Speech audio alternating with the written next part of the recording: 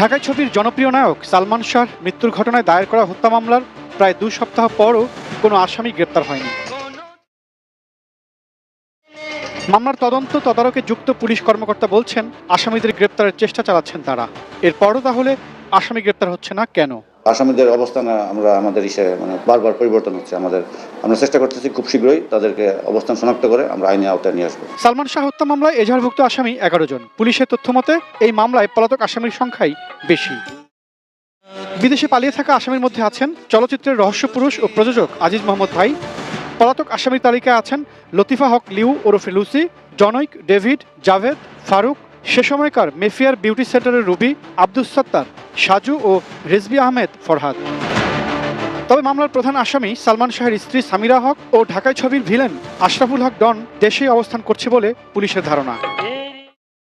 হত্যা মামলা দায়েরের আগে সবশেষ সালমান শাহর মৃত্যুর ঘটনায় তদন্ত করে পিবিআই। 2020 সালের ফেব্রুয়ারিতে তদন্ত প্রতিবেদন জমা দেয় সংস্থাটি।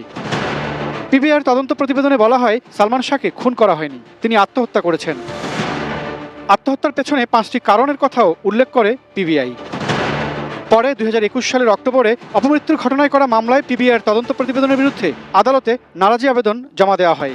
সেই নারাজি আবেদন মঞ্জুর করেই হত্যা মামলা গ্রহণের নির্দেশ দেওয়া হয়। পূর্বেকার যে রিপোর্টগুলো এখন আমরা হাতে পাইনি, খুব শীঘ্রই হাতে পাবো। এবার কি সালমান শাহ মৃত্যু রহস্যের জট খুলবে? আমরা আমাদের কাজটা করে যাচ্ছি, আমরা তাদেরকে গ্রেপ্তার করে আইন আওতায় নিয়ে আসবো, এটা আমাদের কাজ।